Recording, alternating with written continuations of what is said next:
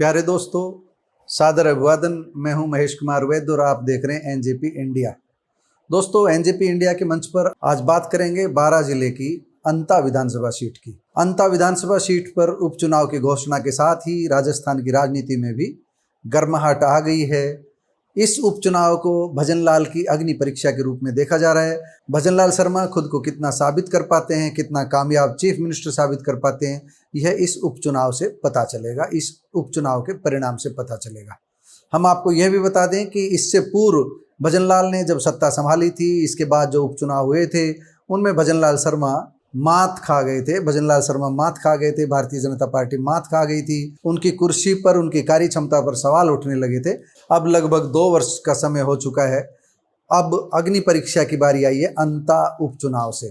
कांग्रेस ने यहाँ अपना उम्मीदवार घोषित कर दिया है, जबकि भारतीय जनता पार्टी में मंथन चल रहा है। अंता को लेकर के जो खबरें आ रही है वो हम आपको बताते हैं कि अंता विधानसभा सीट पर कांग्रेस ने प्रमोद जैन भाया पर एक बार फिर से भरोसा जताया है।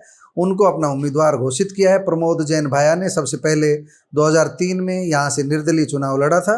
इसके बाद वे कांग्रेस की राजनीति से जुड़ गए थे। उनकी गिनती अशोक गहलोत के खेमे में होती है, सचिन पायलट के खेमे में उनकी गिनती नहीं होती है।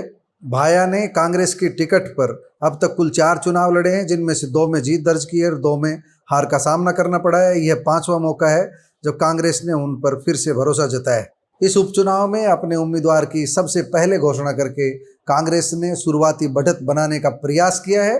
भारतीय जनता पार्टी अभी इस पर मंथन कर रही है। अभी कोई नाम भारतीय जनता पार्टी की तरफ से सामने नहीं आया है। पिछले दिनों शिक्षा मंत्री दिलावर ने यह कहा था कि जल्दी ही पार्टी नाम घोषित करेगी, लेकिन बहुत जल्दी नहीं करेगी। ऐसा माना जा रहा है कि भारतीय जनता पार्टी यहाँ पर पूर्व मुख्यमंत्री वसुंधरा राजे की सहमति से कैंडिडेट घोषित करेगी। अभी तक उम्मीद लगाई जा रही है कि विधायक पद से निलंबित हुए कंवरलाल मीणा की पत्नी भगवती पर भी भारतीय जनता पार्टी दांव लगा सकती है, उन्हें भाजपा का उम्मीदवार बना सकती है। कंवरलाल मीणा 20 साल पुराने मामले में जेल में बंद हैं, सजा काट रहे हैं। उनकी विधायकी इसी कारण चली गई थी।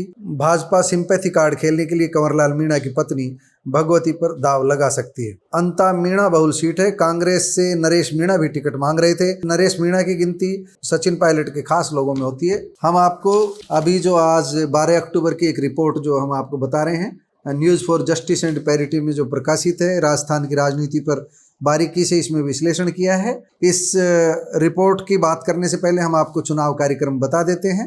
नामांकन की आखिरी तारीख 18 अक्टूबर है। नामांकन वापसी की आखिरी तारीख 23 अक्टूबर है। 11 नवंबर को मतदान होगा और 14 नवंबर को मतगणना होगी। 14 नवंबर को ही पता लगेगा कि कौन कितने पानी में रहा। कांग्रेस और भाजपा के बीच मुख्य मुकाबला माना जा रहा है, लेकिन नरेश मीणा अगर निर्दलीय चुनाव मैदान में उतरते हैं, जिसकी की पूरी संभावना है, तो मुकाबला त्रिकोणीय हो जाएगा। उपचुनाव हम एक बार फिर बता दें, भजनलाल शर्मा सरकार के लिए अग्नि परीक्षा की तरह होगा। भाया 2008 और 2018 में अंता से विधायक रह चुके हैं और गहलोत सरकार में खनन मंत्री भी रहे। शिक्षा मंत्री मदन दिलावर की बात हमने बताई थी। उनका कहना है कि बहुत जल्दी में प्रत्याशी तय करना ठीक नहीं है और ज़्यादा देरी भी ठीक नहीं है। पार्टी सामूहिक रूप से निर्णय लेगी। भाजपा की 100% जीत का दावा करते हुए मदन दिलावर ये भी कहते हैं कि जल्दी हो चाहे देर में हो, यहाँ भारतीय जनता पार्टी ही जीत दर्ज करेगी। एनजेपी का निष्कर्ष है कि अंता सीट पर मुकाबला इस बार त्रिकोणीय होने के ही आसार हैं। यहाँ कांग्रेस व भाजपा के अलावा नरेश मीणा कांग्रेस से बगावत करके निर्दलीय उम्मीदवार के तौर पर चुनाव मैदान में उतर सकते हैं। अगर ऐसा हुआ तो चुनाव यहाँ पर रोचक बन जाएगा। भाजपा में पूर्व विधायक प्रभुलाल सैनी का नाम अभी सबसे आगे चल रहा बता रहे हैं। दोस्तों, यहाँ पर सबसे बड़ी परेशानी सचिन पायलट के सामने आने वाली है। जो कांग्रेस ने उम्मीदवार उतारा है वह अशोक गहलोत का कट्टर समर्थक है। कांग्रेस ने गहलोत पर भरोसा करके उन्हें टिकट दी है। ऐसे में सचिन पायलट समर्थक नरेश मीणा अगर निर्दलीय चुनाव मैदान में उतरते हैं, तो सचिन पायलट अगर नरेश मीणा के खिलाफ कांग्रेस उम्मीदवार का प्रचार करते हैं तो निश्चित रूप से उनका एक दोस्त नाराज होगा। लेकिन अगर कांग्रेस की बात करेंगे सचिन पायलट, तो निश्चित रूप से जैन के पक्ष में उन्हें वोट भी मांगने होंगे और जैन को चुनाव जितवाने के लिए पूरी ताकत भी लगानी होगी। अगर ऐसा नहीं कर पाए तो सचिन पायलट के सामने भी आने वाले समय में कठिनाई आएगी। अगर अशोक गहलोत, सचिन पायलट और पार्टी के सभी पदाधिकारी मिलकर इस चुनाव को लड़ेंगे तो निश्चित रूप से भाजपा को कड़ी चुनौती दे पाएंगे। सत्ता में होने के कारण अपर हैंड बेशक भाजपा का दिखाई दे रहा है, लेकिन अतीत में हुए उपचुनाव कांग्रेस के लिए संजीवनी लेकर आए हैं। इस बार भी ऐसा होना असंभव नहीं है। मुकाबला कांटे का रहेगा।